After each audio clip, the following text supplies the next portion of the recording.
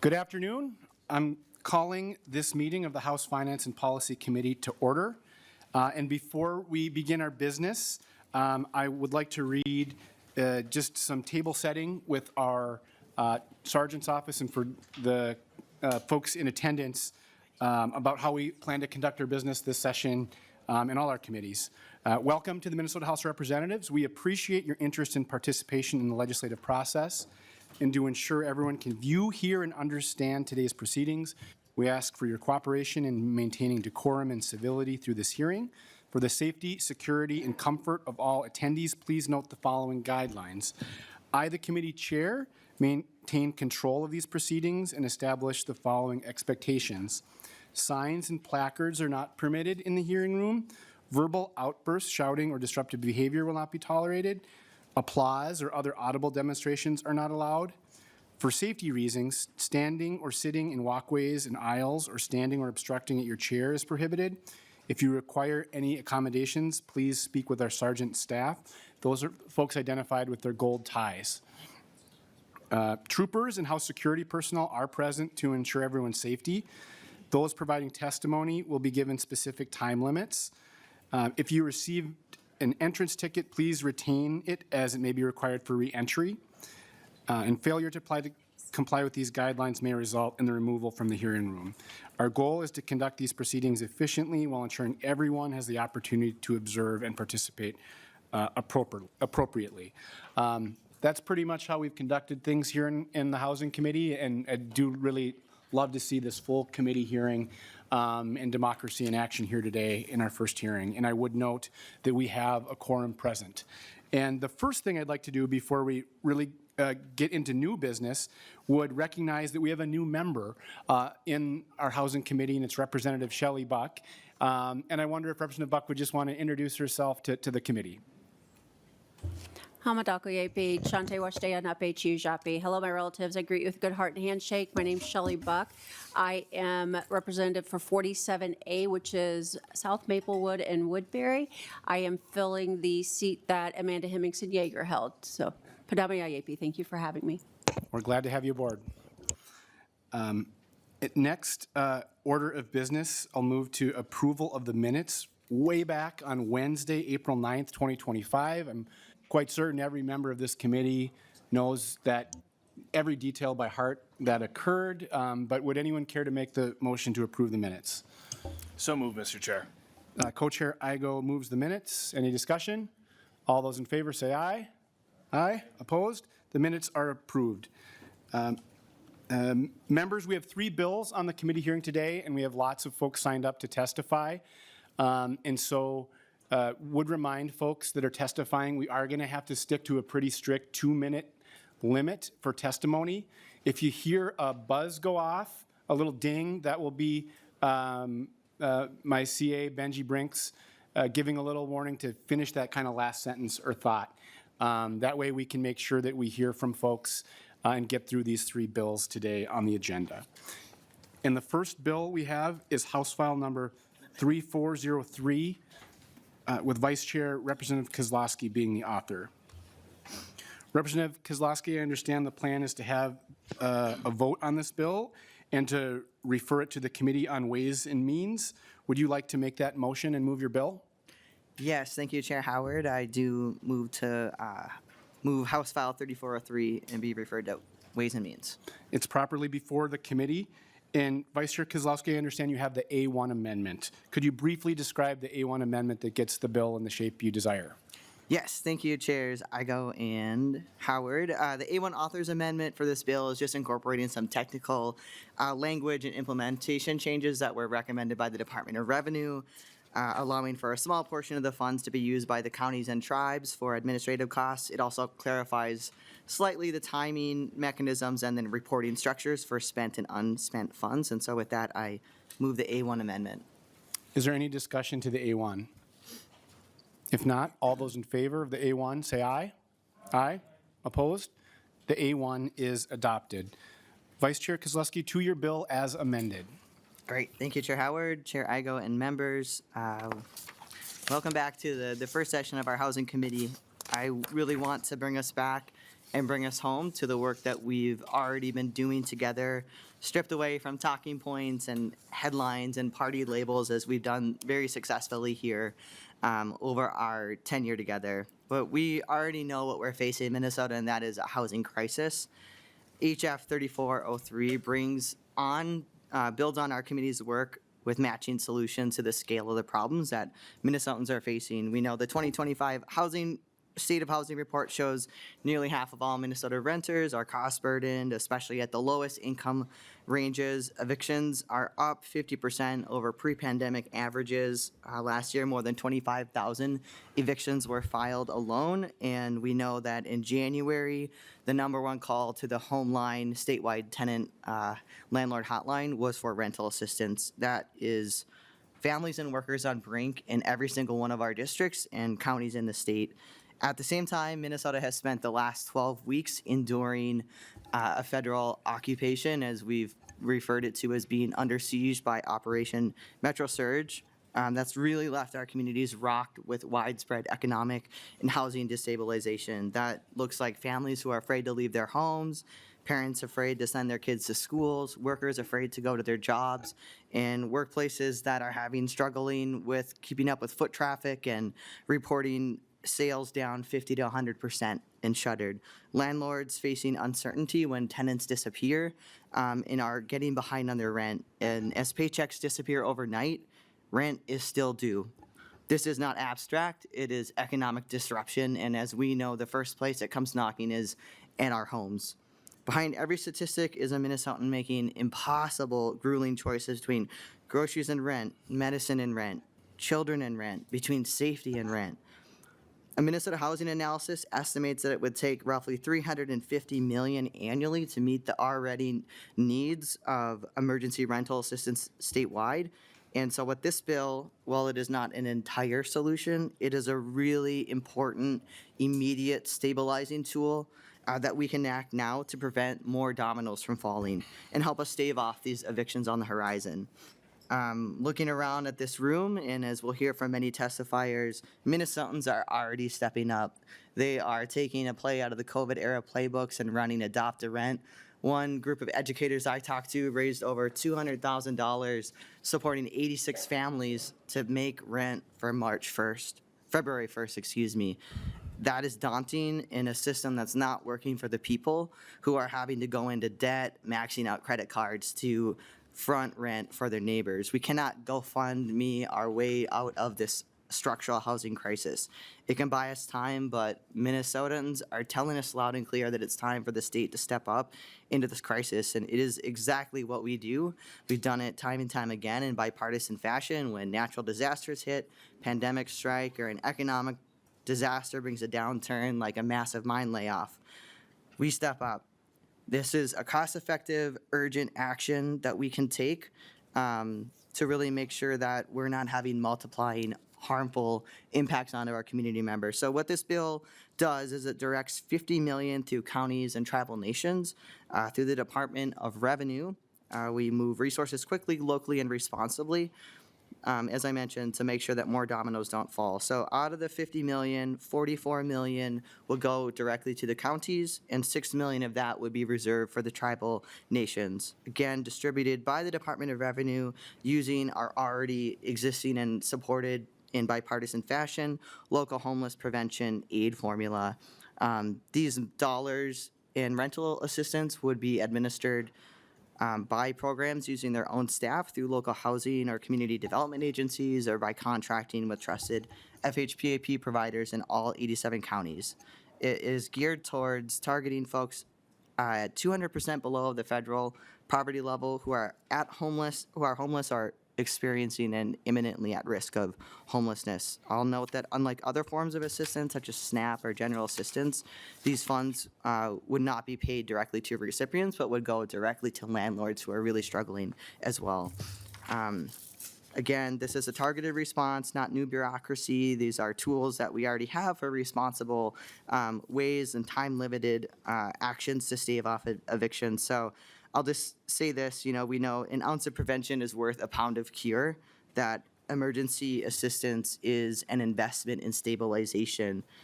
These are things that we've done here with Bring It Home, with Laha Saha dollars being able to be used for rental assistance, for FHPAP like we passed last session together. Housing is the backbone of our economy, and I will turn it over to our testifiers to talk more about the weight of the impact and what this is looking like in their neighborhoods and in their lives.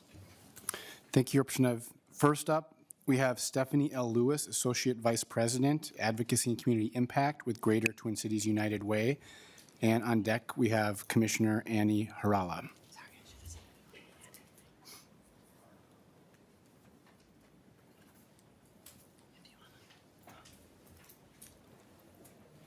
Welcome to the committee. Welcome. Can you hear me? All right. Chair Howard and the Housing, Finance, and Policy Committee. As you mentioned, my name is Stephanie L. Lewis, and I'm the Associate Vice President, Advocacy and Community Impact at Greater Twin Cities United Way. I am writing in strong support of the proposal to invest an additional $50 million in emergency rental assistance for families impacted by ongoing federal actions. Since early January, our 211 resource helpline has seen a dramatic spike in rental assistance requests. During the week of January 12th, we recorded 3,211 requests for rental assistance, a 238% increase over our Q4 baseline last year. Nonprofits, our first line of defense, have adjusted their strategies to meet the moment. One partner shared that they are using United Way's community response dollars and resources from another funder not only to cover past due rent, but to also provide 1 to 2 months of future rent so that families have a realistic chance at stability instead of living month to month in a constant state of unpredictability. Despite the creativity of nonprofits and the generosity of funders and community members, philanthropic and mutual aid dollars alone cannot keep up with the scale of the demand. They are noble stopgaps, not long-term solutions. State emergency rental assistance can change this. By providing immediate, dedicated state dollars, the legislature can directly stabilize families whose income has been disrupted by federal activity. This investment will also free up private mutual aid so they can support families who do not qualify for public assistance but are still in crisis, expanding the total safety net rather than stretching it thinner. In short, these dollars will keep families housed, prevent new entries into the emergency shelter system, and ensure nonprofits can continue meeting escalating demand without exhausting limited resources. Without this intervention, we will continue to see families offered a single month of relief followed by months of unpredictability. We will see more children forced to change schools due to housing loss, more families cycling through shelters, and more adults living with the impossible choice of paying rent or covering basic needs like food and medicine. Our communities have shown remarkable compassion in responding to this crisis. But philanthropy and mutual aid were never designed to shoulder this burden alone. Housing stability is fundamentally a matter of public policy and public responsibility. For these reasons, I urge you to support HF 3403. Thank you. Next, we have testifying virtually Commissioner Annie Harala from St. Louis County. And if you could state your name for the record and give us your testimony. We'll see if we can make this work. Yes, thank you. We can hear you. Wonderful. Thank you very much. Good afternoon. My name is Annie Harala. I'm the first district commissioner in St. Louis County. And thank you to Chairs Igo and Howard and Vice Chair Kozlowski for bringing this forward. And well, hello to other distinguished committee members and staff. Thank you so much for the opportunity to speak today to you. I represent the heart of Duluth within St. Louis County, but I was born in Duluth, but spent most of my life north and south, so spent much time in both our rural and urban parts of our region. And we have an incredibly diverse area. And along with St. Louis County, St. Louis County, along with the state, is really struggling with housing supports, and we need this support right now. I've seen again and again that when people fall on hard times, neighbors do step up for neighbors. But today, the need is growing much faster than any of our local communities can carry alone. In St. Louis County, for example, our emergency assistance funds run out in early March. With no new allocation in July, that leaves a 4-month stretch where families facing eviction, job disruptions, or crisis will have nowhere to turn. And we're also seeing our nonprofits lose additional dollars, so it's not like they can go to them to get that additional help. There's simply nowhere else to turn. Our main prevention tool at the county is FHPAP funding, and it's also been cut dramatically. Over the last 2-year cycle, our county received 2.47 million, and in the current 2-year cycle, that dropped to just over 800,000. And our need continues to grow every day. And unfortunately, we can't absorb this gap locally. Counties are facing compounding pressures from federal and state cuts, paired with increasing requirements and cost shifts onto us. We cannot continue to pass these costs onto our property taxpayers who are already seeing rising housing costs. Simply put, the county can't do this alone. Our communities can't do this alone. We really need the state support to help here. And we see those consequences every day. For example, this winter, we have more than 600 individuals that have stayed in our warming shelter, and hundreds more in our region, north and south, that are turned away from our shelter beds every single day. So HF 3403 gives communities a way to respond now, using systems that are already in place to keep people housed before we have an even higher crisis in homelessness. Housing stability is the foundation that everything stands on. And right now, this bill is how we can keep that foundation strong for thousands of Minnesotans while we continue to recover from this crisis. Thank you so much, and appreciate your consideration and support of this bill. Thank you. Next, we have Commissioner Angela Connolly from Hennepin County, and on deck we have Juan Luis Rivera Reyes.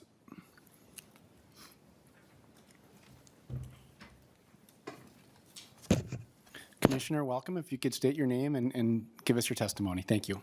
Thank you so much. Thank you, Chair Howard and members of the committee. Good afternoon. My name is Angela Conley, and I am Hennepin County Commissioner. First, I would like to thank Rep. Kozlowski for authoring this important legislation.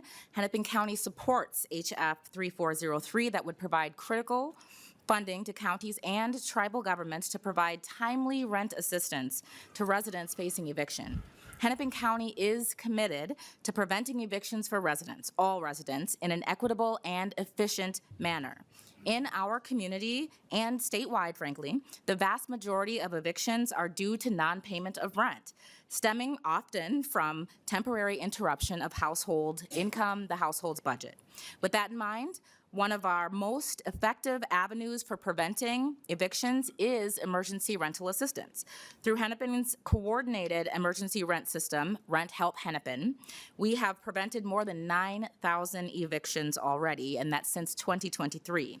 Rent Help Hennepin integrates county access points with more than 15 community-based agencies providing access to rent assistance and support services for residents who are facing eviction. The Rent Help Hennepin network includes several culturally specific providers engaging cultural communities facing the greatest housing disparities. In addition to our commitment to emergency rent assistance, Hennepin provides no-cost legal representation for any low-income household that is facing eviction through our adult representation services area. Particularly when paired with emergency rent assistance, this legal representation embedded at housing court facilitates thousands of settlements every year. For the current calendar year, Hennepin County has allocated $9.6 million towards emergency rent assistance, but it's not enough. Families and individuals throughout Minnesota are facing challenging economic circumstances. With costs and rents and utilities continuing to rise, Minnesotans in the healthcare, retail, restaurant, and service industries are particularly at risk for eviction. In Hennepin County alone, 10,000 households experienced an eviction filing in 2025, just last year. That's an all-time high for us.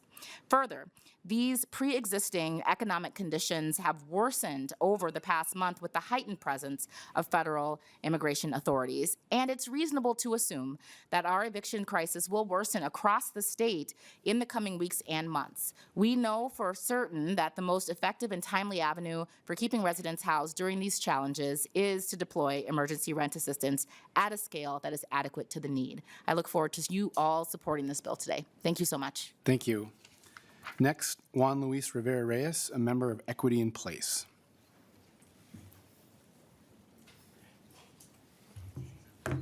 Welcome to the committee.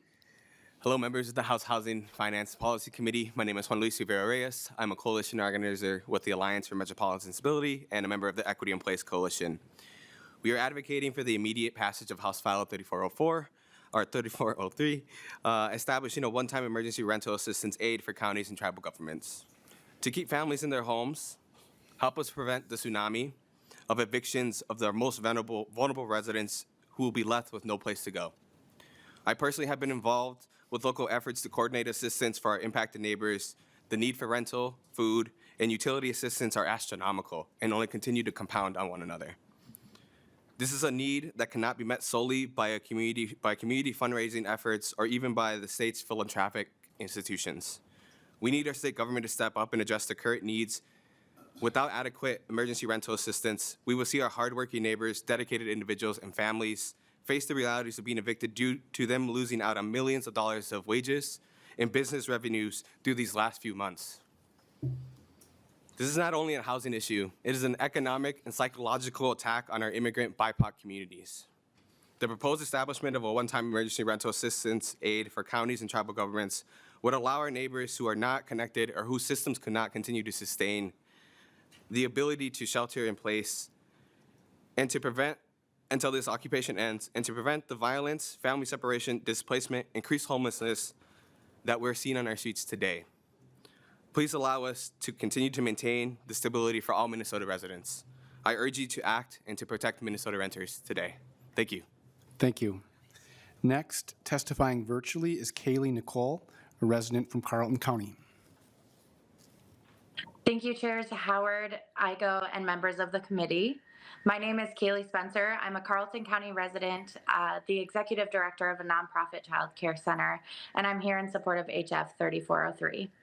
As a single provider in my field, I cannot afford the basics. Healthcare, stable housing, and savings are out of reach. Childcare operates on razor-thin margins, and so do those of us who dedicate our lives to this work. I want to speak today not just as a provider, but as someone who has experienced housing instability firsthand. When two loved ones who had been helping support me passed away unexpectedly, the bills began to pile up, and I fell behind. I continued paying rent, though sometimes late. Late fees then piled up and set me further back. Close to the end of my lease, my rental company retracted the renewal offer they had previously sent. After 6 years in my home, I suddenly had no plan for where to go next. Coming up with a security deposit and moving costs during a time of instability when you are already living paycheck to paycheck is impossible. It deepens the instability. Without short-term support, a temporary setback can quickly turn into a long-term housing crisis. Thankfully, a fellow provider had a place for me to stay while I worked to get back on my feet. Without this support, I would have had to leave my career and start over entirely. If housing instability can affect someone working full-time and leading an organization, imagine the impact on those with even fewer resources, with no support network, or those who are afraid to leave their homes right now. HF 3403 gives counties and tribal nations the ability to intervene during this fragile moment, before instability becomes eviction, job loss, or a deeper crisis. Emergency rental assistance is about stabilization. It is about preventing an emergency from becoming something much harder and more expensive to solve later. I urge you to support HF 3403. Thank you. Thank you. Next, we have Councilmember Irene Chowdhury of Minneapolis, Ward 12. Welcome to the committee. Thank you. Thank you, Chair Igo and Chair Howard and members of the committee. And thank you, Representative, for bringing forward this urgent bill. My name is Oreen Chowdhury. I serve on the Minneapolis City Council representing the 12th Ward, and I just want to speak plainly. The federal actions has had a devastating economic impact on our city and communities across Minnesota. We're not talking about short-term disruption. We're preparing for years of recovery. Internally, we're having sobering conversations about the impacts that could last at least a generation. In Minneapolis alone, we estimate about $15 million in rental assistance needs just for the month of January and $71 million in wages lost. This doesn't include February, and we're already hearing from residents about falling behind for the month of March. The broader financial impact on our city is conservatively estimated at $203 million, and that's just for December and January. These numbers reflect real people whose incomes were disrupted, workers who lost hours, businesses that have shuttered, families who have suddenly found themselves without a paycheck they depend on. Every day, I get phone calls from different residents who are struggling to stay housed. The restaurant worker who welcomed customers every day, now without work. The mother who has 2 kids but can't piece together rent, and the young woman who is an expectant mother but now is facing an uncertain future because she doesn't have the income she once relied on. Housing stability is the foundation of our recovery. When families stay housed, children stay in school, parents can return to work, property owners can meet their obligations and pay their mortgages. Preventing evictions now avoids far greater costs into the future. And on the Minneapolis City Council, we recently approved $1 million in emergency rental assistance to be administered by Hennepin County. And we are so proud to do our part, but however, as many of you know, especially those who have served on city councils or have been mayors, we have a job to do to balance our budget and remain fiscally responsible. And what is clear is the scale of the need that we're seeing in the city of Minneapolis far outweighs what we can absorb as a single city. And that is the case for several other cities in the state of Minnesota. So I'm really humbly asking you for your support. If we can't recover as a city of Minneapolis, it'll have wide-ranging impacts throughout our state and the state budget. Just plainly, the cost of inaction is evictions, displacement, and long-term instability. Our benefit in this action is stability, recovery, and stronger communities for the future. So on behalf of the city of Minneapolis, I strongly urge you to support HF 3403, and thank you so much for your time and your leadership in this moment. Thank you. Next, we have Beth Winterfeld, President of the Social Workers Association, who will be testifying virtually. Good afternoon. Thank you to the committee chairs and members for listening. My name is Beth Winterfeld, and I am here on behalf of the Minnesota chapter of the National Association of Social Workers, also as a licensed school social worker serving 8 districts here in South Central Minnesota. I live here in St. Peter, and as a concerned citizen. I respectfully urge you to vote to pass HF 3403 and advance it in the legislative process. This morning, like many mornings since the arrival of 3,000 federal agents to Minnesota, I provided transportation for children of immigrant families in my community so that they could safely get to school. That is just one of several mutual aid efforts many of us have taken on to help preserve the dignity, health, and stability of our neighbors. We are providing many supports, including food, rent assistance, and access to medical care. Right now, many immigrant families in my area have been unable to work since December due to community safety concerns related to federal immigration enforcement actions. At the same time, they are coping with significant trauma, including the detention of family and community members. The result is profound economic instability layered on top of significant emotional distress. Families are at immediate risk of homelessness. We've seen before how state leadership can stabilize communities in times of crisis. During the pandemic, Minnesota responded decisively. Eviction protections and emergency supports kept families housed and prevented deeper instability. These policies worked. They protected families and preserved communities. Today, we are facing another moment of housing insecurity for vulnerable families. Emergency rental assistance is not only a financial intervention. It is a trauma-informed, family-centered policy that prevents homelessness, keeps students in school, makes it easier for people to return to work, and reduces long-term public costs. I want to close with the words of a remarkable 17-year-old student I have been fortunate to get to know as we go back and forth between school. She adeptly translates between Quiche, Spanish, and English for her entire extended family while attending school and working part-time. Recently, she said, "It's so good to feel cared for. We really feel supported by the people helping us." House File 3403 is an opportunity for the state of Minnesota to extend that sense of care and stability. Preventing eviction is one of the most concrete ways we can protect children, families, and communities during a period of economic disruption and trauma. Thank you so much for your time. And once again, I respectfully ask you to pass House File 3403 and advance it forward. Thank you. Next, we have Rico Morales, a resident from Hennepin County.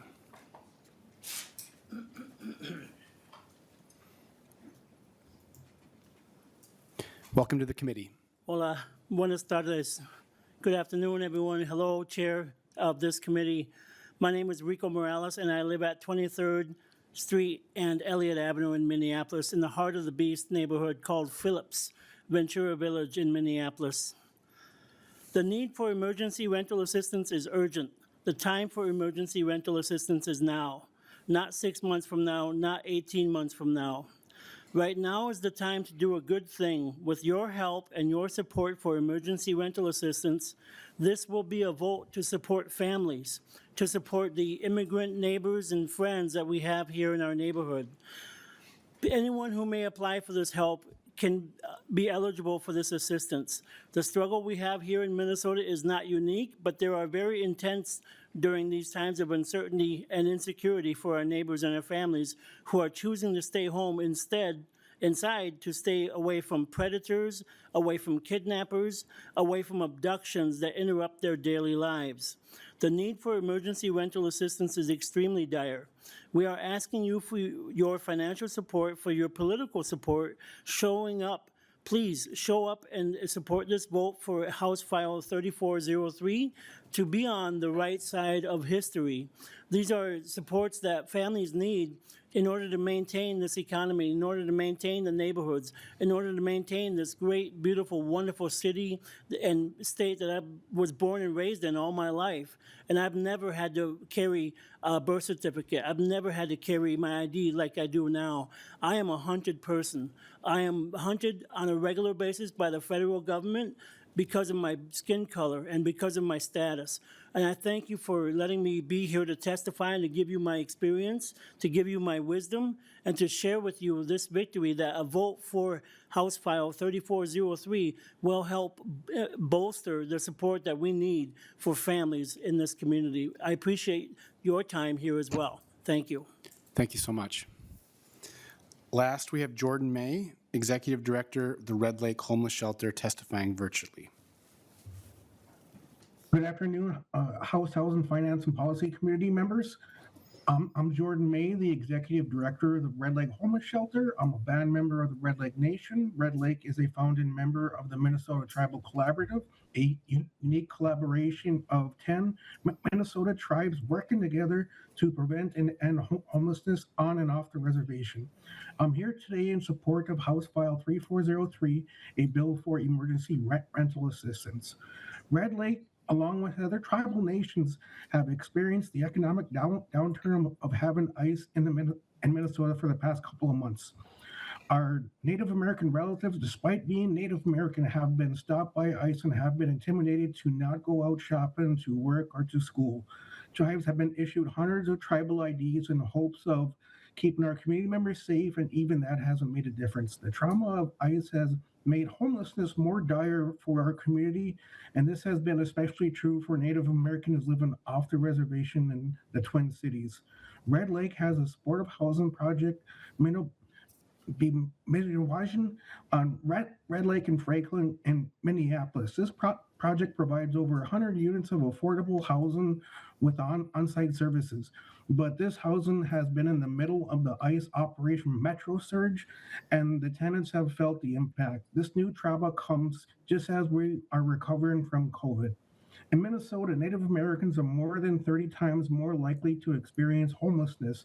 Nearly half of the Native Americans experiencing homelessness not on the reservation are in Hennepin County. This reflects the federal government's relocation program started in the 1950s, which encouraged Native Americans to move to the urban areas for jobs and housing. Unfortunately, neither the jobs nor housing materialized. This caused a cycle of poverty and homelessness to grow worse for Native Americans. Many Native Americans who are homeless are also unsheltered at a rate of over 2 times what non-Native adults experience.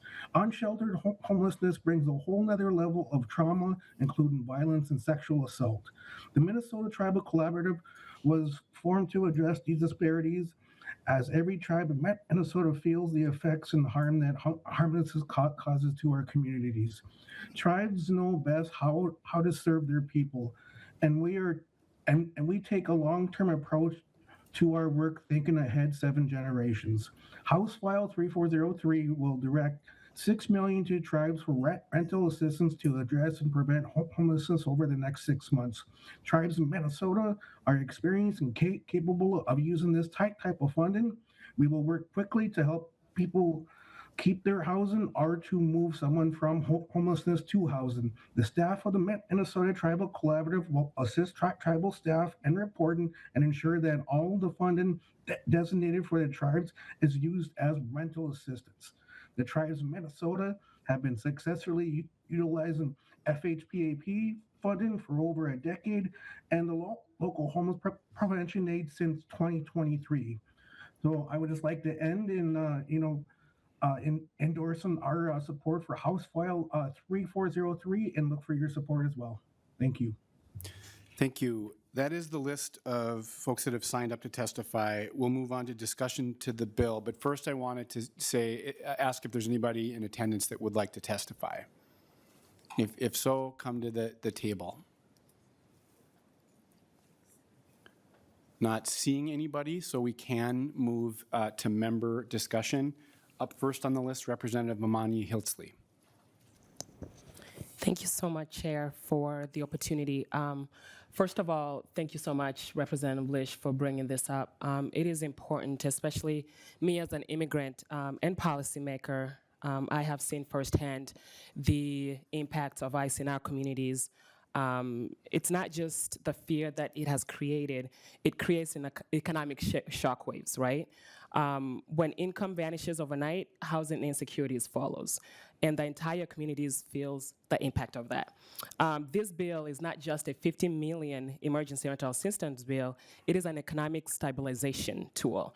If this body chooses to ignore the stories and the lived experiences that have been expressed here today, let's not make the mistake of ignoring the long-term economic consequences of this. When we allow evictions to happen, the cost doesn't just disappear, it literally multiplies.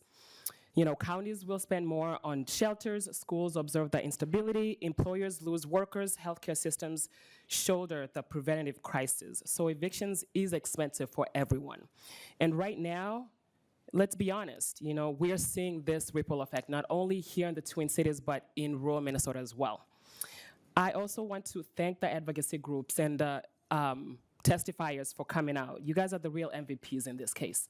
I have worked with many of you, especially from my district, Nalima Sitati Munene from Acer, who I have personally referred folks to because as a legislator, I don't have the funding personally to give folks who've come up and talked about, you know, they're about to be evicted, right? So organizations like that. And to those concerned about accountability and fraud, right? There's so much safeguards in this bill that, you know, the way it will be administered will prevent fraud and ensure responsible distributions of those funds. Emergency rental assistance, again, is not a handout. It is an opportunity for us to bridge the gap and make smart bridges so that it can save us more in the long run. I will finish with this. In Minnesota, we have done this time and time again, taking care of our neighbors. And this is another way of showing that, stepping up when we have to. So House File 3403 keeps family housed, our workforce stable, and our economy strong. So I urge this committee to support this bill. And this bill is so important to this committee that I'm requesting a roll call. Thank you. All right, Representative Amani Hiltzley requests a roll call. So we'll take a roll call on this bill when we get to a vote. Next, Representative Dotseth.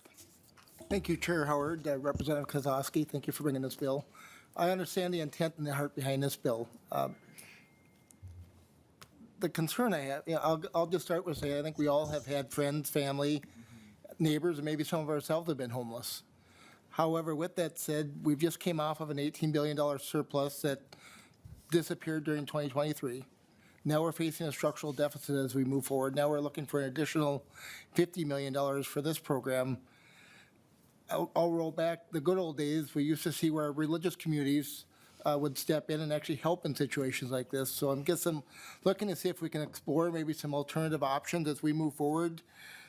With this $50 million, we're looking at a one-time appropriation, is what you're asking for. What assurance do we have to make certain that this truly is just a one-time appropriation, and it isn't going to be an ongoing program that moves forward?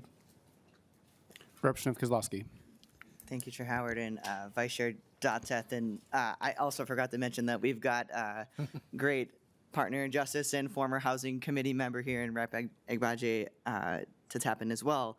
And I appreciate the question. You know, it's one that when I step back and I look at the scale of the problem and what Minnesotans are telling us and what the data is showing is that 50 million even that is not enough to plug the holes. I am here because, as many of you know, I come from homelessness, and I have lived that as far too many Minnesotans. And the work that we've done in this committee to make those investments with the dollars that we've made over the past couple of bienniums, the biggest investments. And I would just say, you know, looking ahead at the forecast, you know, we have a $2.5 billion surplus, and we have in the last month's revenue 513 million above anticipated revenue.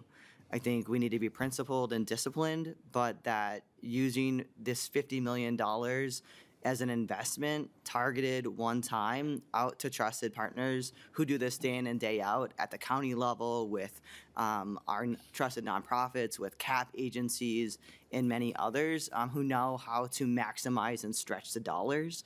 I think the reality of where we're at with homelessness in Minnesota, the estimates to solve homelessness in the country is somewhere around $30 billion. And so that speaks to the need for dedicated, ongoing revenue. You are right, and I agree with you, and I look forward to digging in. And if my co-presenter here has anything else to add as the Vice Chair of Ways and Means and the money folks, feel free to chime in. But this is really what we do in crisis. We've done this when there's been natural disasters for flood, snow. We've done this when economic downturns for manufacturing has hit, when pandemics have hit. And this is truly a crisis, and that is the level of need that we need to respond with. Representative Agbaje, who I would say Housing Committee member emeritus. Well, thank you, Chair Howard and Chair Igo. It's good to be back in front of the committee. I will just add to Vice Chair Dotseth's question. We have made really strong investments in housing. I think in the 2023-2024 cycle, what we noticed, though, is even though we put in $1 billion, that was still a drop in the bucket for the need that was in Minnesota for housing. And so what we are doing is we are still letting those investments incur, and we're still receiving benefits from those investments, but we are now in a particularly acute situation through no fault of our own, no fault of any Minnesotan across the state, but they are now in a dire circumstance that has prevented them from going to work, from actually making an income to be able to care for themselves. And what we do as Minnesotans is we stand up and we care for each other when we know we're in an emergency situation. Anything further, Representative Dotseth? Representative Dotseth. Thank you, Chair Howard. Just to follow up on that, so I'm hearing you say that probably will not be just a one-time appropriation. You'd be looking at maybe something continued on program is what I'm hearing you say. Is that correct? Representative Kozlowski. Thank you, Chair Howard and Vice Chair Dotseth. In terms of what we're coming in with, this is establishing a one-time program for the county and tribal aid, and in this specific vein or format is only one time. I'm referencing the broad work that we have to do together to really tackle housing as it stands and make those investments to end homelessness. But in terms of this program, this is just a one-time. I hope that you will not see me coming back for additional funds. Okay. Representative Nash. Unfortunately, oh, sorry. Do you have anything further, Representative Dotseth? Okay. I'm done. Sorry about that. Representative Nash. Thank you, Mr. Chair, and to our two chairs. I don't believe we've talked about targets. We don't have them. We're in effectively the first actual day of legislative action. Typically, a number like this would be a part of a target, and I will disagree with my colleagues, both of who I consider allies in housing. $1 billion is not a drop in the bucket. That is a very large number, and it pales. It's astounding that someone would say that, but I just wanted to point out that if you've been here for very long, you know that I'm about process. And It is typical when we enter into the second year of the biennium, after we've fully funded government and the programs that we've all advocated for, there are times when things get asked as a supplemental, which is effectively what you're asking. This is a supplemental one-time emergency request. But it is unwise, in my opinion, to get out ahead of the February forecast. It is unwise to do so when we recognize, because if we've listened to the November forecast, we recognize that I'll use air quotes, the surplus that we have for this year is dubious at best. And I just think that anytime we show up on day one, effectively, so first day of legislative action, and we're asking for this type of money after having, I believe the last year's number was 30 million for this same type of approach, on the heels of $1 billion from the previous biennium, we're getting out, since it's Winter Olympics time, we're getting out over our skis on this. Wait for the forecast. Is going to be illustrative. We will learn a lot of things as a result of that. Recognize that a surplus that we have today isn't actually a surplus, and that the 27 fiscal year is not in conjunction with the calendar year of 27. It starts before that. So we have to really consider, what is it we're spending, how much are we spending, on what are we spending it, and we're way ahead of things here. We don't even know what the February forecast is going to say. So I just think that we are getting well ahead of ourselves here. And I'm going to be a no vote, because this is not how process should work on a situation like this. Thank you. A response, Representative Kozlowski, Representative Agbaje. Yeah, thank you, Chair Howard. I guess my question back would be, how should process work when we are in an emergency situation? We are currently facing a situation where people have not been able to go to work, businesses have not been able to open, people who usually make money or make an income just do not have that opportunity. And while normally, in a normal situation, I would say, yes, let's wait for the forecast, let's look at our budget targets. Right now, we know, similar to if a tornado had happened or a flood had happened in January or December, we would be coming here saying, we need to support Minnesotans who are suffering from an emergency disaster through no fault of their own. That is what we're bringing here. And so I would just say that the actual cost of waiting, when we actually know what the impacts already are, based on estimates from our cities, as you heard from a city council member from Minneapolis, but also based on estimates that are now coming in from other parts of the state, we have an idea of what the need is. And we can do our part to support the NGOs, the churches, the philanthropic organizations who are also doing their part to raise money to support our neighbors. So I would say that in an emergency situation, sometimes we have to upend the process a little bit to ensure that we meet the needs of Minnesotans. Anything further? Representative Nash?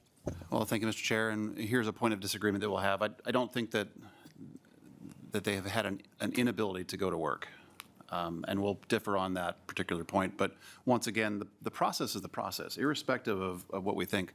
Even in emergency situations, we get a target for that emergency situation. We talk about that. It goes through the entire process. You're asking for an appropriation out of this. You're asking for it to go to Ways and Means directly. We've not heard from the state economists. We've not heard from anybody else. We're not actually doing the full-throated work that we should be doing on this. We're not waiting for the February forecast. We're not waiting for anything. We're just trying to hit the gas and go. So once again, I'm a no. Representative Hussein. Thank you, Chair Howard and Chair Ego. Well, what we have seen in the media is not something that we can ignore. This is an emergency situation that we're in. You might not know many people that this has been affected, but it is affecting our district, metro area. I strongly support 3403 legislature that provide a target for rental assistance. Housing stability is not a luxury. It is the foundation that safety, healthy, and economic opportunity when a family loses their home, children fall behind. In school, workers lose employment, and the community face significant, a higher public cost. I witnessed and I seen, and I'm still contacting a lot of my community members and in my district and the surrounding that is really struggling. This is the time that we should stand up and help for those people that really need. We cannot have more homelessness. This is the time that we can prevent. I have a neighborhood that her husband was the bread making and he was taken away. He's had a legitimate paperwork. He was working, making income, and creating taxpayer for our state and federal. He ended up in Texas. God knows where he is. His wife has an American kid who's born here. They're struggling.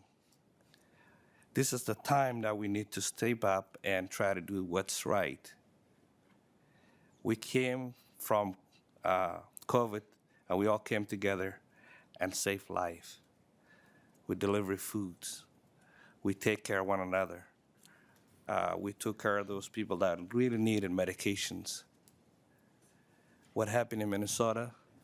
I was traveling to other state a couple weeks ago, and they were like, what's happening in Minnesota? We're really feeling bad. Is this America? Is this what we're seeing? People are being kidnapped. People are struggling. People do not have a food at the table. And we're asking for those people that really needed to support. And in housing in Minnesota history, we only spent $1 billion in 2023. Go back on the record. We used to spend like $2 million up to $10 million, and that's not enough. If we need to address the housing crisis, we need to address that. That is why in Minnesota we are really behind when it comes to housing crisis. Other states doing better than us. They're stepping up. They're not handing out, they're helping, creating workforce, creating affordable housing, a place for people to stay. We're behind thousands when it comes to construction housings. This is the time that we can do one step at a time, and now we can get along. This is a really do or die bill that's really saving life, people. We don't want to regret it later on when we see hundreds of people on the street. My colleagues, both sides, please support this bill. Thank you. Representative Scraba. Thank you. You know, we talk about states of emergency. This morning, Highway 61, Highway 1 were closed. That's emergencies, you know. Right now, I just got a text from someone that said the road between Ely and Tower is not plowed. You know, those are natural emergencies. Those occur. One of the questions I have, has the governor declared an emergency? Because he has access to those funds. He can release funds for emergencies. I couldn't help but listen to Councilmember Chowdhury. As a former mayor, yes, we have a budget, and that is the dollars we get to use and spend. And when an emergency happens, especially when you have smaller budgets, it's harder to find money to take care of issues. $50 million doesn't seem like a lot of money, but again, we have no targets. We have no money right now set forward. Is this worthy? Obviously it is. I mean, I sat for 9 years on Second Harvest Food Bank in Duluth and watched homelessness and went to Chum and hung out with all these people. And I role played in committees and meetings on how to, and it's nothing that I want to live like, and I want to help people so they don't have to live that way. I understand that. But at the same time, do we have 50 million laying around for housing? That's the question right now, and I don't see it. I haven't seen it yet. Again, I can't help but just go back to listen to what Councilmember Chowdhury, when she said, you know, we're putting $1 million into it, but it doesn't even come close what we need. And then we hear 50 million in January and February, and these dollars are just going to keep coming and coming. And it seems more like a systemic problem to me than just the ICE issue. It seems like this has been coming around for a long time, and perhaps we need to look at this as in a different light. And right now, I'm having a hard time understanding the direct emergency where we need to find the dollars within our budget first before we spend something we don't have. Representative Rayrauer. Thank you so much. I'll try to be short because I know we got a long committee. I just want to say I speak in support of the bill.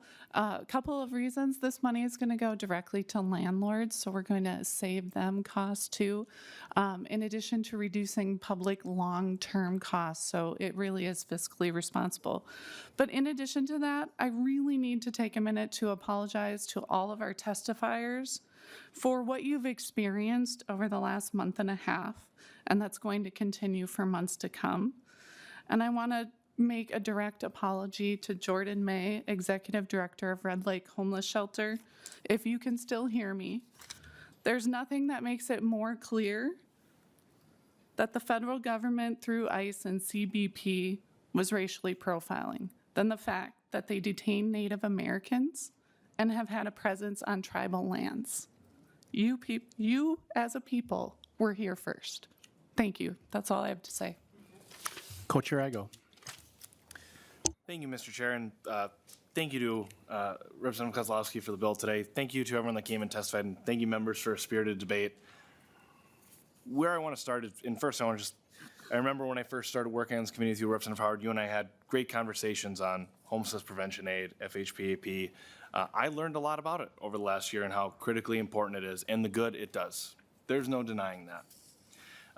But I think to be on the first day of committee without a budget target, without any state of emergency, and to be going out here saying we're going to spend $50 million that we don't even know if we have, that is a really challenging role as a legislature and as individual legislators, because our duty is not only to rise to the moment, but is to make sure that the next legislature after us and way past us when we're all done serving here is left in a good place for the future taxpayers of the state of Minnesota. And that's our most important job of all. And for that reason, we can't move forward with something like this today. But we can continue to have conversations. We can continue to talk about other solutions, right? And I think something that's critically important that we need to contribute to this conversation is that when we talk about folks having the ability to pay rent and have that affordability in their lives, Minnesota is expensive, right? We are one of the highest taxed states in the nation. That doesn't help when it comes to meet your rent. We have some of the highest utility rates in the nation. That doesn't help when it comes to meeting your rent. These are the kind of things that we need to look at collectively as Republicans and as Democrats about how we can stabilize costs here in Minnesota to make Minnesota more affordable. Because like you said, this problem, and when we talk about FHPAP and we talk about this, the need is there and it's larger than before the incidents that have happened over the last couple of weeks and the last couple of months. They've been there. So why have they been there? And I think it's a larger conversation that we need to sit down and get really real with each other and start addressing some of those things as larger costs. So unfortunately today, like I said, I am going to be a no vote because we need to think twice and act once on the precedents that we set as this institution and move forward as a committee. Thank you, Mr. Chair. I'll make a few comments and then go to Representative Kozlowski for final remarks. I just need to gather my thoughts here myself. A few things. One, just based on what we've heard today from testifiers in the discussion, a few things were raised. One is the specter of, is this an emergency or not? It absolutely is an emergency for Minnesotans, in particular Minnesotans who are people of color in our communities all across the state. The real question for us as legislators, if we are going to treat this as an emergency like we would for other Minnesotans, this is a real crisis, and we have to face that choice amongst ourselves. The precedent of this legislature has been to respond quickly, urgently, when Minnesotans are in crisis, and they are deeply. Second, this crisis is being caused by the federal occupation of our state. Let's be clear. Yes, there are housing challenges and a deep crisis before Operation Metro Surge began, but we cannot put our heads in the sand and pretend that what the federal government has done to our communities hasn't caused this. And no one should lose their home because the federal government is terrorizing our communities. And I just need to take a minute or two to describe what's happening in my community in Richfield. And I know that this is happening all across the state in different ways and presenting itself, but I really want to convey what it has been like in my community over these last 2.5 months. We have been under siege. At every turn, ICE agents camping out at our places of business that are frequented by people of color. ICE agents camping out at specific apartment complexes because they know that's where more people of color live in our communities. Detaining people, whether they are citizens or not. Every single person of color that I know in the city of Richfield is carrying multiple forms of identification because they're afraid of being harassed by their own federal government. Our schools, 1,000 kids in our schools are not going to school. 1,000 kids in families that have parents that are at risk or unable to work. The trauma is unimaginable. And what our community's response has been in this darkness is to not wait. There was an allusion to we can't get over our skis. Minnesotans haven't waited. They responded immediately with their love for thy neighbor. And it reminds me of a quote that Mr. Rogers would say, that when I was a boy, I would see scary things in the news, and my mother would say, look for the helpers. You will always find people who are helping. And that is what Minnesotans have done.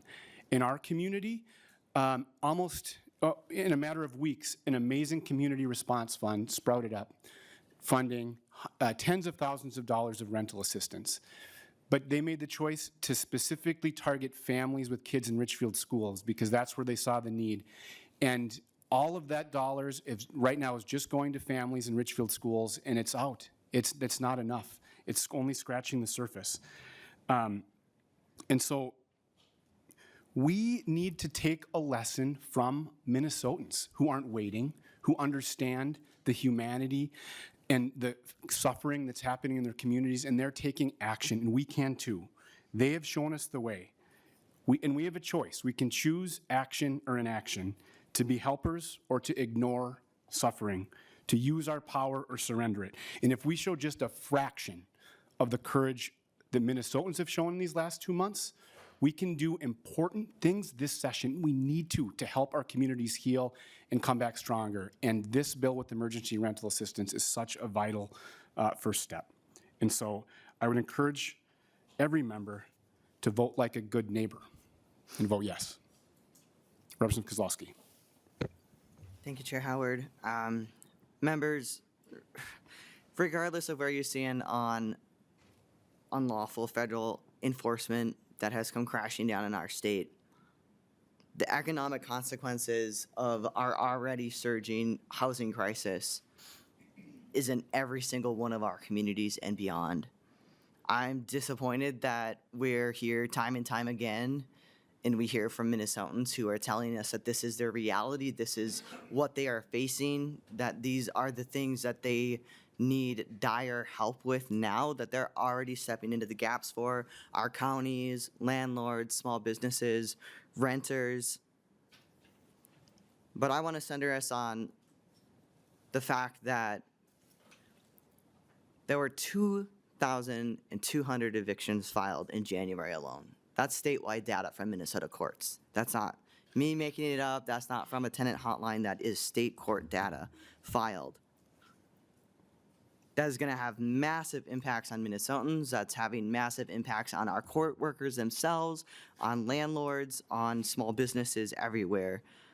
from lost wages, missed rent payments, and a sharp increase in families falling behind, and community telling us that they cannot continue to crowdfund their way forward. There was a report yesterday that Cure put out by the University of Minnesota that painted a picture of what already was cascading in Minnesota and put the numbers upwards of 40 million, 7% of Minnesotans who are at least 1 month behind in rent. And with Operation Metro Surge, tacked on another $50 million.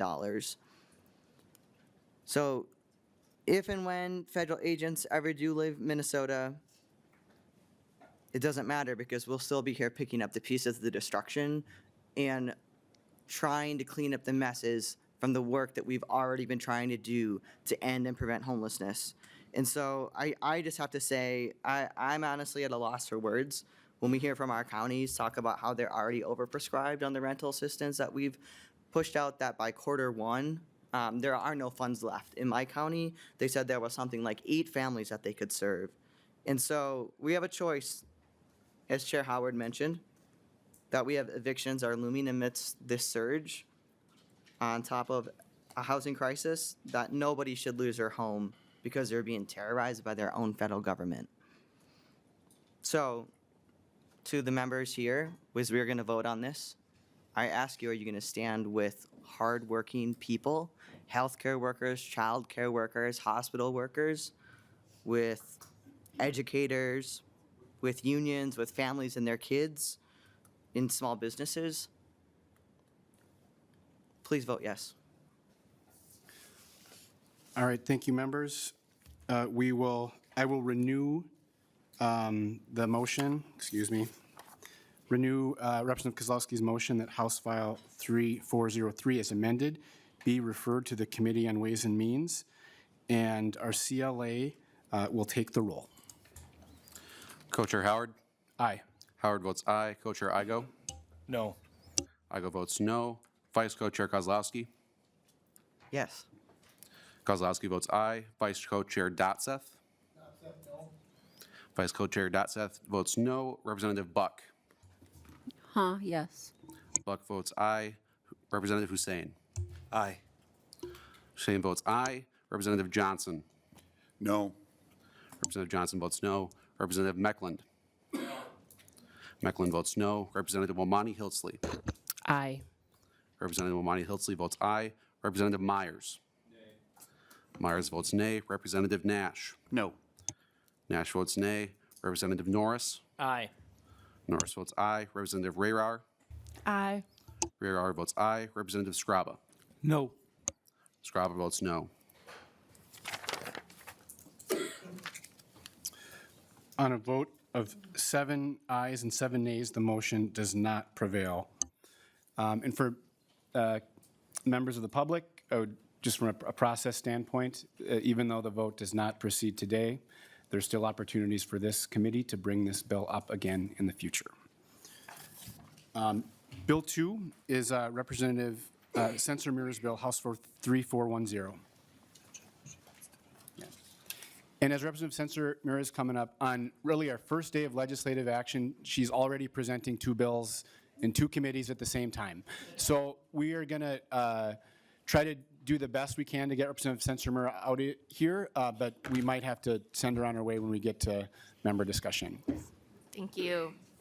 And since Representative Sencer-Mura is not a member of the committee, I will move that House File 3410 be passed and re-referred to the Committee on Judiciary, Finance, and Civil Law.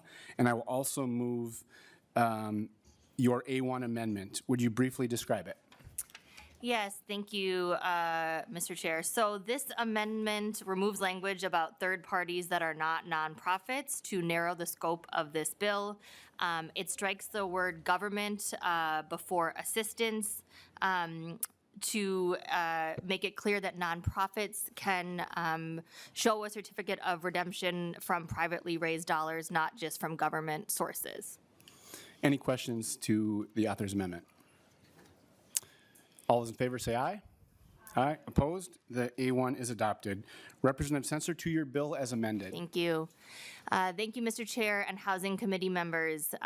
It has been a long interim, as I'm sure we all know. I think I heard at the beginning of your committee that it was last April 9th when you're in committee. So much has happened in our state since then. And I want to just take a brief moment. I think it's been well illustrated by Representative Kozlowski's bill, but I hope that you will allow me just one moment to talk about what has been happening in my community in the last couple months since we were all together at the legislature. If one of your communities had had a disaster, whether it was like Representative Scraba talked about a road that was closed, I know Representative Igo, you have shared about, mines closing, people being laid off, the disaster that it brings to your communities. If your community had a disaster while we were out of session, I would listen with an open heart, and so I ask you to do the same today.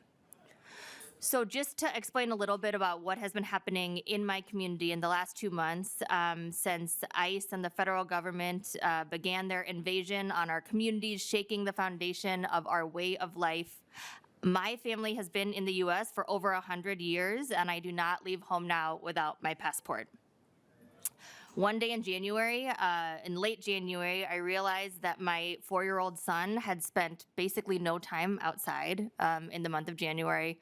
So I started getting him ready. I got all his stuff to go sledding.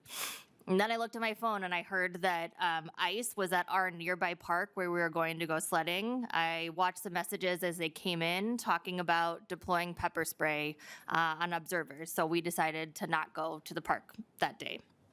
The other day, I heard my son, he was talking about playing bad guys, and I asked him, I said, what do bad guys do? And he told me, bad guys come and take people. So this is just a glimpse into my family who, has more privilege than many of what we have been living through under Metro Surge. For many people, including myself, over the last couple months, home has been the only place that we have felt safe. I'm sure your committee talks all the time about how home is the foundation of safety for people. Home can be a lifeline, but it has been never more real than under Operation Metro Surge in the Twin Cities. I know families that have not left their homes in 2.5 months because of fear.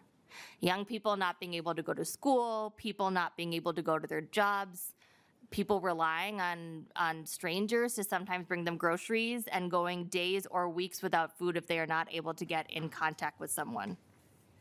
In this gap, and a gap created by the federal government, and a gap where the state has not yet stepped in, as we just saw from the vote that I'm so sad that it did not pass, communities have stepped up. Communities have stepped up with what Representative Howard talked about, being the helpers. People have talked about how Minnesota is showing the nation a new form of neighborism. Neighbors have stepped into the gap, and this bill would allow neighbors to continue to help intervene, to help each other, to ensure that people can stay safe in their homes, to ensure they are not evicted. This bill would allow churches, school groups, neighborhood organizations, all of those who have been stepping up for the last few months, to be able to support people in staying in their homes by offering them a certificate of redemption so that they would not be evicted. This happens when a group is maybe not able to procure the cash right away, but is able to guarantee that they will be able to provide the rental assistance. By removing the word government, it ensures that it's not just nonprofits that have government sources of rental assistance, but the many organizations who have been able to fundraise based off of what is happening in our communities to support each other. So this bill is a testament to the amazing mutual aid that has come out of Operation Metro Surge, come out of the terror that has been inflicted on our communities. Neighbors are helping each other stay in their homes, and the little thing that government can do today is just ensure that neighbors who are wanting to support another neighbor from not being evicted are able to do that. So I hope that you will be able to support this bill today. Thank you. Thank you. We'll go to testifiers, and up first is Ann Smitek, Director and Senior Counsel of the Housing Justice Center. And on deck is Cecil Smith.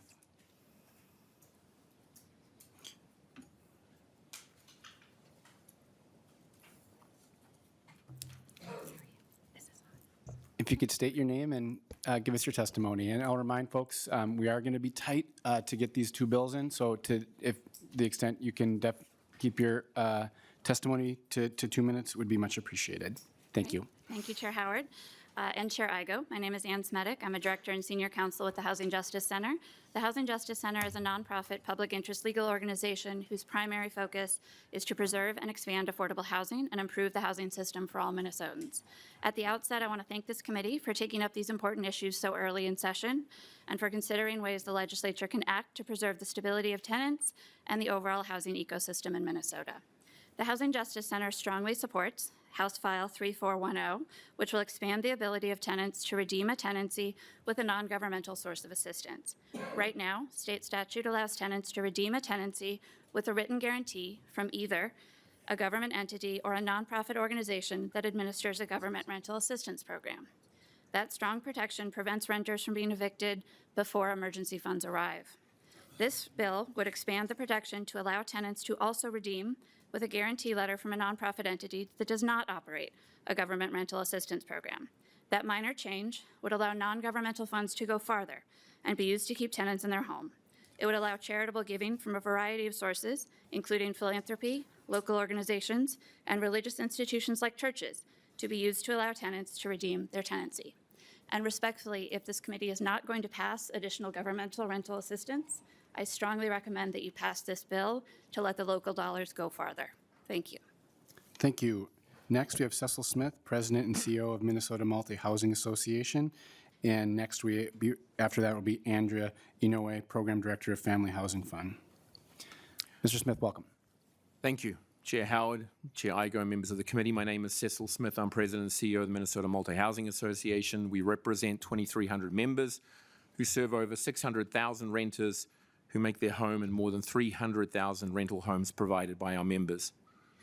Our members are housing providers. We create housing and manage and maintain that housing, which is home to hundreds of thousands of Minnesotans.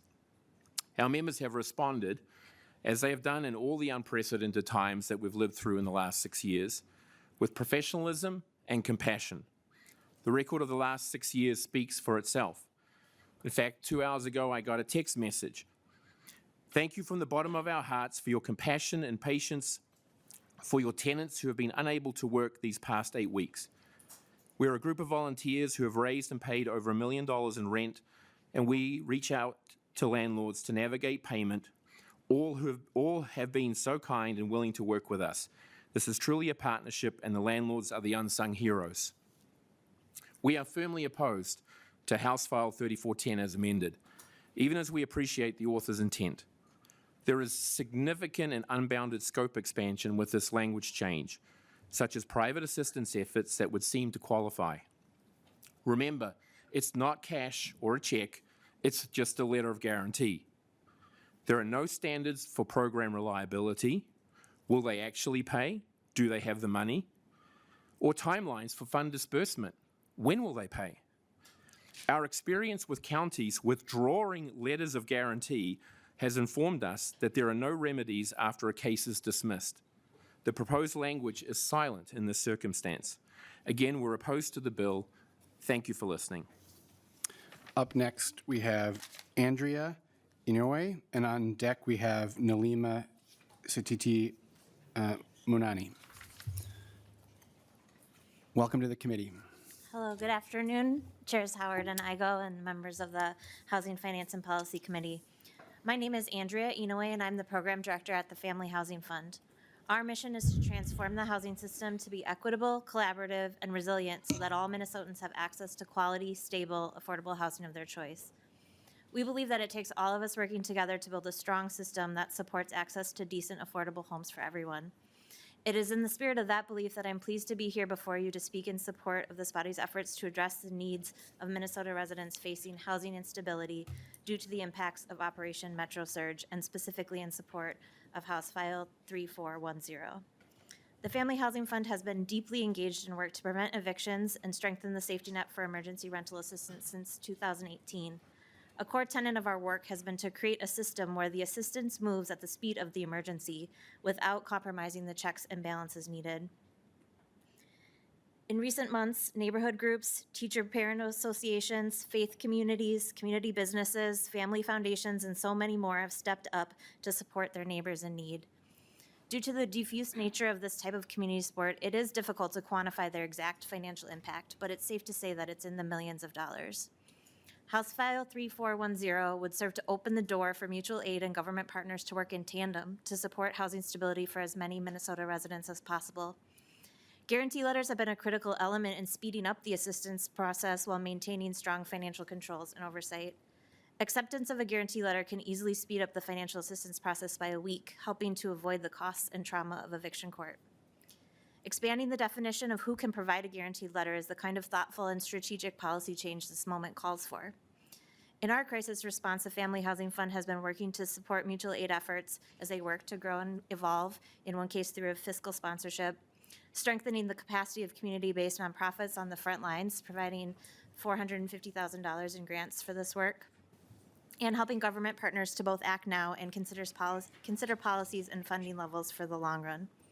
All three pathways need to be working in tandem to meet this moment. It will take actions large and small from mutual aid, community-based nonprofits, philanthropy, the private sector, and governmental bodies to meet this moment and stabilize our neighbors. House File 3410 will help prevent an eviction surge by ensuring mutual aid dollars serve their intended purpose of preserving housing stability for more Minnesota families. Thank you for your consideration. Thank you. And our last testifier, we have Nalima Sitati Munani, Executive Director from ACER. Thank you. Welcome to the committee. Good afternoon, Chair Howard, Chair Igo. My name is Nalima Sitati Munane. I'm the Executive Director of the African Career Education and Resource, Inc. ACER is an issue-based community organization, and we work to close inequity gaps within our communities. So according to a February 2026 CURA report, the monthly rent debt among low-wealth households in Minnesota in 2025 was $22.3 million, which is 10 times greater than the $2.3 million monthly budget for the state rental assistance program. And we know that economic and political shocks, such as the ones we have experienced in our state since 2020, trigger additional excess debt and rent due to the instability. So what these reports on state funding gaps and current political and social climates reveal is that government on its own is not able to address these needs proficiently and effectively on its own. We need an adjustment to our policies. And while we are calling on our state and federal governments to do more and to resolve this housing crisis once and for all, Minnesotans have demonstrated their resilience and care for their neighbors in helping to meet their needs. Formal community-based organizations, church social programs, and groups and mutual aid groups have stepped in to fill in the gap of assisting our community members to preserve their housing. Nonprofit and community organizations continue to be the first point of contact that community reaches out to in time of need. We are the fast and trusted responders for our communities. We are more accessible, and we are the fast bridge builders. ACER is not a traditional renting housing provider, but since the COVID crisis, we have stepped in time and time again when our community has called on us in times of crisis. The recent ICE invasion has been no different. Since December of 2025, we began receiving requests for rental assistance and had to respond to our community. To date, we have disbursed assistance to almost 200 households focusing in the northwest suburbs, and we have protected the housing of over 1,000 people. ACER is in support of House File 3410 to enable community organizations to continue to support tenants in crisis to pay their rent. The amendment to this bill will enable parties other than government entities to provide assurance to landlords that families are in the process of receiving the required rent they owe and prevent an eviction filing. This will help to pause eviction actions on tenants while the process of their rent payment and for families in need takes course. Eviction filings have a very negative effect on families already struggling. An amendment to this law will provide another layer of protection to our community members in need and reduce one less burden for them to worry about. It supports children continuing to go to school, parents to work, and supports the continued stability of our communities. I urge you to support House File 3410 to recognize not only the critical role that community organizations play, but also to increase the options that families in need can tap into to address their rental needs. Thank you. Thank you. next we'll move on to member discussion. Representative Ray Rauer. Thank you, Chair Howard. In this case, this actually, If I could, I wanted to see if Ms. Smitek could join us at the table. As I mentioned, Representative Sencer-Mura is also presenting a bill in another committee, and I know worked closely together and to help with some technical questions. And folks can also direct member questions to the chair as well. Representative Ray Rauer. okay. So thank you, Chair Howard. In this case, this truly is a simple bill because it deletes one word. It doesn't require funding from this committee, and it puts a formal process in place that will prevent evictions with community dollars. So it really is an upstream preventative measure that's going to reduce public costs long-term. I'm speaking in support of the bill, and Chair, I would like to request a roll call vote. Representative Ray Rauer has requested a roll call, so there will be a roll call vote on the bill. Representative Johnson. Chair Howard, thank you. The concern I have regarding this bill is it creates more uncertainty in Minnesota for investors in apartments. The market rate of investment in building of apartments has crashed in Minnesota. It's basically gone down to negligible numbers. The ones that are being built are the ones that are affordable housing that are involved with investing in money and stuff coming in, which is very spotty whether you get it or not. So what I'm concerned is this bill continues to create uncertainty to investors building apartments in Minnesota who are building throughout the country, because I've talked to an investor, I talked to multiple housing over there, that investments throughout the country are still being made in apartments, but not in Minnesota. And part of it is because of the uncertainty that is happening here. The concern about this is the fact that, first of all, anybody can show up with cash and just catch people up. But the uncertainty, my belief is all there has to be is a piece of paper showing up when an eviction order is happening, which it takes a while to get there. Show up with a piece of paper saying, we're going to promise you this money, and then all of a sudden they don't pay it 2-3 months down the road. There's no repercussions, and then the landlord has to start over the process again. That there's nothing in there that's saying it has to be guaranteed, the money has to be somewhere, whatever. That's the concern I have, is there's no certainty that that money would ever be paid, and it starts the whole process over again. Thank you. Ms. Smitek, I'm wondering if you could describe a little bit how these guarantee letters are working in practice currently. Sure, I'd be happy to. Thank you, Chair Howard, and thank you, Representative. At the outset, though, I would argue that this actually creates more certainty for landlords, because I have never met a landlord that didn't want to have rental arrears paid, and this opens the door to having better access to non-governmental resources, which it seems we're going to need to rely on for a little while. So I think there is actually more certainty on that point. But to your question about logistics, my understanding and how it generally works is that right now there is a letter provided from either a governmental rental assistance program or a nonprofit that operates the government rental assistance program. And as required by statute, it is a guarantee that they have sufficient funds, that they are agreeing to pay the money, and that sets out the amount that they are agreeing to pay, which I believe needs to include all of the rental arrears up to that point, as well as any court fees, and I believe there's a nominal fee for attorney's fees as well. When that is provided, that is then essentially is treated as an enforceable guarantee, so that the tenant is allowed to redeem their tenancy. Representative Johnson. Thank you, Chair Howard. What happens if that person who is providing the guarantee says, we ran out of money, the fund went away, we can't do it now? What protections does the landlord have? Do they end up having to find an attorney now and going after that organization? Ms. Smitek. Oh, sorry. Yeah, go ahead. Thanks, Chair Howard. Thank you, Representative, for the question. A couple of things. I think that first, the guarantee that's being provided, as amended, the bill is simply nonprofits, right? So it is already a nonprofit organization that is providing a guarantee and certifying that the funds are available. So this is already an entity that is a 501c3 or other nonprofit organization that presumably has a fair amount of staff that is paying attention to resources and would not lightly guarantee funds. I think that the The recourse is that it is a legally enforceable guarantee provided by an entity to provide the funds. I would say that if this is a concern that would keep the bill from moving forward, we'd be happy to talk to Chair Howard and others about ways to address that concern to make sure that it is meaningful and impactful and we're allowed to open up this door to private resources, because I do think there are possibly mechanisms you could use through the court if there are concerns along that, and I'd be happy to talk to you or your staff about that. And we are moving this bill to judiciary where that would be a relevant topic in the committee. Representative Mamani Hiltsley. Thank you so much, Chair. For me, I look at this from a trust perspective. Let me just ask this committee, especially my good friends and colleagues on the other side of the aisle, how many of us go around when you leave your house, carry your passport, right? Well, I do.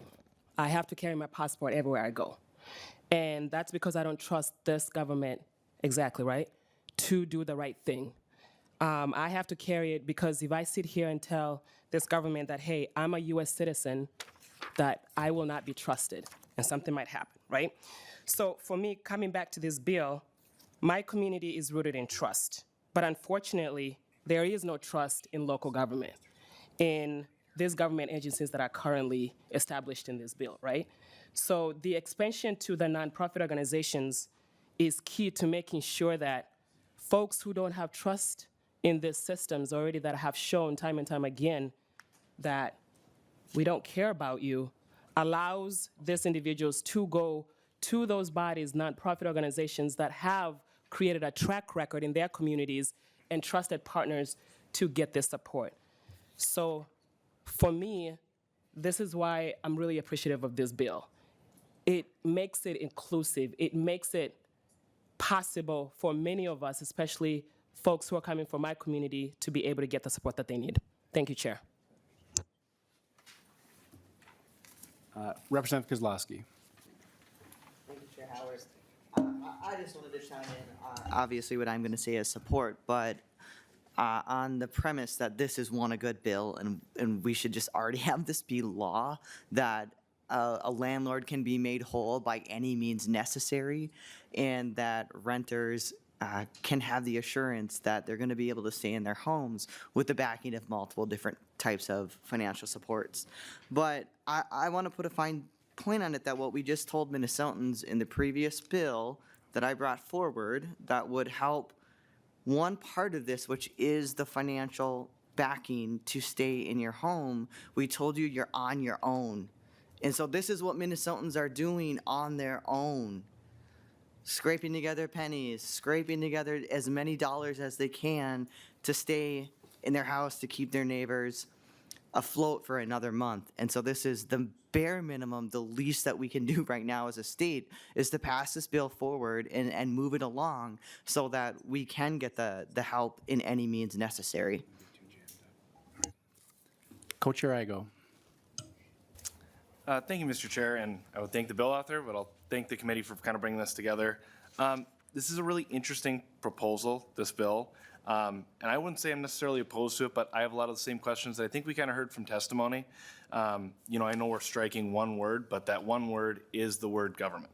So when you strike the word government from statute, it brings with it a lot of questions and a lot of uncertainty, and I think if we are going to move forward on something like this, we need to make sure we vet that out properly, because as we move things forward, statute can have lasting effects, as we heard from some of our members on our committee here. And I did want to raise one thing. We heard today that we're already seeing millions of dollars already find the way to help people through collaboration in our communities, and that's one of the things that makes Minnesota great. So that also gives me pause to know that we are in a place where we should take the extra couple days and make sure we get this bill right before we move it on. So I think that is another critical component to this, especially as we look into what it could mean. And this is where defining government really becomes important, because we need to make sure we witness that we don't have the wrong groups giving out guarantees that turn into a legal problem and pack our courts. I think that's something that we can all agree on. We don't want someone to step in and start taking advantage of people who are in need. So I think we're close, and if we can find language to clean that up, I think we're in a good place. But right now, I can't vote yes on this bill. I'll just make a quick, brief comment and just echo what Representative Kozlowski mentioned, which is if we're not going to be providing state-level assistance, which we absolutely should, then we absolutely should be finding ways to stretch what our communities are doing, and would reiterate that the community groups that are stepping up, these are faith-based organizations. The group in my community in Richfield is a well-run nonprofit, and as the testifier mentioned, this is a legally binding document. I do appreciate that there might be some ability to continue having a conversation on it, and we will certainly do so. I think it's important, the urgency, what Minnesotans are facing, we should take a vote on it. We absolutely will, and we'll keep pressing, keep pushing, because the crisis before us demands it. And so with that, I will renew the motion that this bill be passed as amended and re-referred to the Judiciary, Finance, and Civil Law Committee, and I'll ask our CLA to take the roll. Co-Chair Howard? Aye. Howard, aye. Co-Chair Igo? No. Igo, no. Vice Co-Chair Kozlowski? Aye. Kozlowski, aye. Vice Co-Chair Dotseth? No. Dotseth, no. Representative Buck? Aye. Buck, aye. Representative Hussein? Aye. Hussein, aye. Representative Johnson? Nay. Johnson, nay. Representative Meckland? No. Meckland, nay. Representative Momani Hiltsley? Aye. Momani Hiltsley, aye. Representative Myers? Nay. Myers, nay. Representative Nash? No. Nash, nay. Representative Norris? Aye. Norris, aye. Representative Rayrar? Aye. Rayrar, aye. Representative Scraba? No. Scraba, no. The ayes are at 7, the nays are at 7, so the motion does not prevail. Members, we have just about 9 minutes left, and we could maybe go a little bit longer. We do have folks that are here to testify. So my recommendation will be that Representative Agbaje presents her bill, and we try to get to testifiers, but that we pick up this member discussion so members have time to discuss the bill the next time I have the gavel. So, Representative Agbaje, you just can't quit us in housing, which I appreciate. I'm here for life. Since you're no longer a member of the committee, I will move that your bill be brought in front of us and re-referred to the Committee on Judiciary, Finance, and Civil Law. And I'll also move your A1 amendment. Would you briefly describe it? Yes, thank you, Chair Howard. The A1 amendment makes sure that 30 days is actually throughout all of the sections where 14 days appears. And then it also includes an ability for a judge to stay a writ of recovery for no longer than 15 days in the event that it would be a hardship for a renter to move out. And then it also, that section also just allows a renter one last chance to redeem to make things right with the landlord, especially in a non-payment of rent case. So that is what the amendment does. Thank you.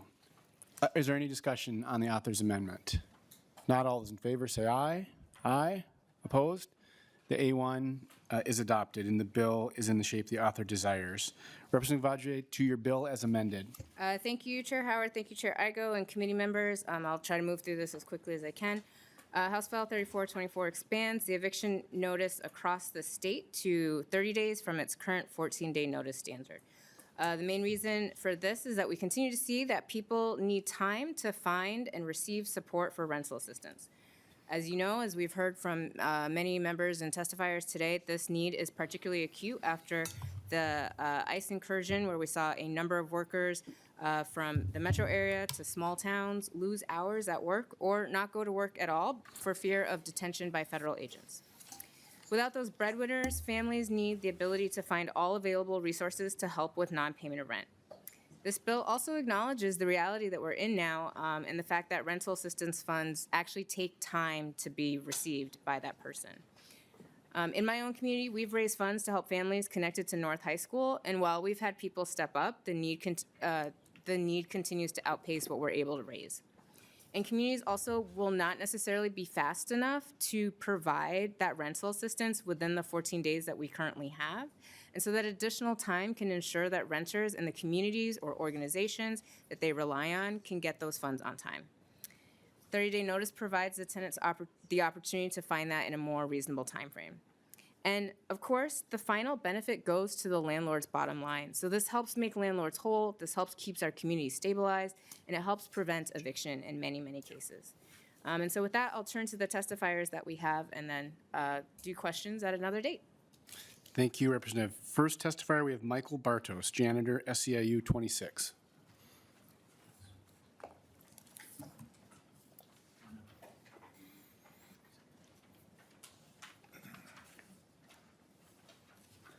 Welcome to the committee. Thank you, Chair Howard and members. My name is Mike Bartos. I'm a janitor, a renter, and a proud member of SEIU Local 26. I'm here because Minnesota needs rational, just housing policies that meet this moment. Operation Metro Surge created fear and instability in our communities. We saw people targeted by federal agents, including my brother-in-law. My coworkers are hardworking people. We clean buildings, keep workplaces safe, and help this state function every single day. We want what everyone wants. We want to work hard. We want to be able to pay our rent and provide for our families. But when workers are detained or living in constant fear, housing stability disappears overnight. One of my union brothers, who has legal work authorization, stopped working 2 jobs so someone would always be home in case he or his wife was taken. That meant his wife had to carry the full burden of rent. One of my union sisters had her husband taken. She still had to show up to work every day to keep paying rent, all while living with the fear that she could be next, even with work authorization. When income is suddenly cut, when families are forced to reduce hours, when breadwinners are detained, the rent doesn't stop, but the paychecks do. That's why our union supports extending the pre-eviction notice timeline so families have time to stabilize. We support rental assistance to keep working people housed, and we support even a temporary eviction moratorium so families are not pushed into homelessness because of federal actions they did not cause. These are practical, humane steps. We all want the same thing. We want to be able to go to work, pay our rent, and come home safely to our families. And I believe that Minnesota can meet this moment. Thank you. Thank you. Next, we have Ann Smitak, again, with Director and Senior Counsel at the Housing Justice Center, and after that will be Cecil Smith. Welcome back. Keeping on your toes today. Thank you, Chair Howard and Chair Igo. I will be brief since you've heard from me quite a bit today. I'm Ann Smitak with the Housing Justice Center. The Housing Justice Center strongly supports House File 3424 that would provide for a 30-day notice period before a landlord can terminate a tenancy for non-payment of rent. Evictions for non-payment of rent harm tenant households and destabilize rental housing properties. Providing a 30-day notice period would provide additional time for tenants to access rental assistance resources or otherwise address an economic shortfall so that funds can be provided to landlords to address any arrears and to stabilize the property. It would provide a meaningful timeline for landlords and tenants to resolve misunderstandings regarding fees or arrears in person, as opposed to having to resolve that in court, as too often happens. Adopting House File 3424 would provide continued stability for tenant households and the rental housing market, and we encourage this committee to move forward on this important bill. Thank you. Thank you. Mr. Smith, welcome back. Thank you, Chair Howard, Chair Igo, members of the committee. Again, Cecil Smith with the Minnesota Multi-Housing Association. House File 3424, as amended before you, does more harm than good, both in the short term and in the long term. We are firmly opposed. Housing providers have no margin left to once again absorb the costs through delays of well-intentioned but needless government intervention.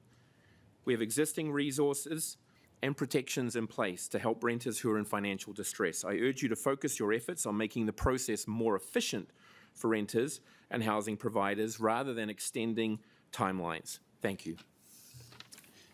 And next we have Michael Dahl, Public Policy Director at Homeline.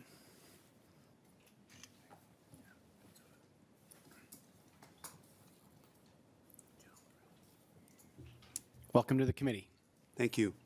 Good afternoon, and thank you for the opportunity to testify in favor of House File 3424. My name is Michael Dahl, and I am the Public Policy Director at Homeline. We provide free legal organizing, education, and advocacy services to tenants across Minnesota. Since 1992, we've advised more than 355,000 renter households, including a record 20,241 new contacts in 2025. While my focus today is on the increase of pre-eviction notice from 14 to 30 days, I should note that Homeline also supports emergency rental assistance, getting to those in need as soon as possible, and the pledge of third-party assistance to help pay for rent and avoid eviction. Regarding the pre-eviction notice, in light of Operation Metro Surge, we believe 30 days is the minimum amount of time that's needed to address the current crisis. And we think it's sound policy, crisis or not.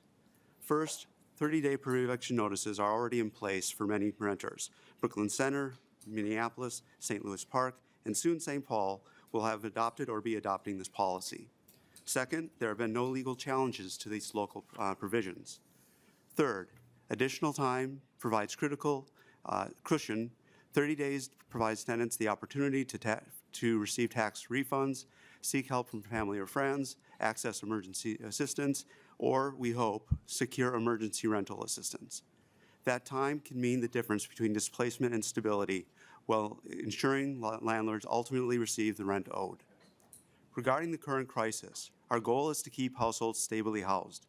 We can only do that by ensuring the families have the time and resources to catch up on rent.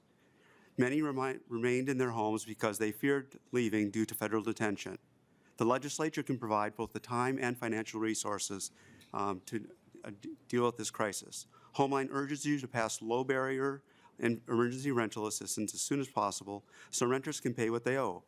Minnesotans have stepped up for the support of their neighbors, and now it's time for state government to step up to keep impacted households stably housed for the long term. Thank you for your time, and I'm happy to answer any questions. Thank you. Next, we have Rye Galbraith with the C-Tool Action Fund.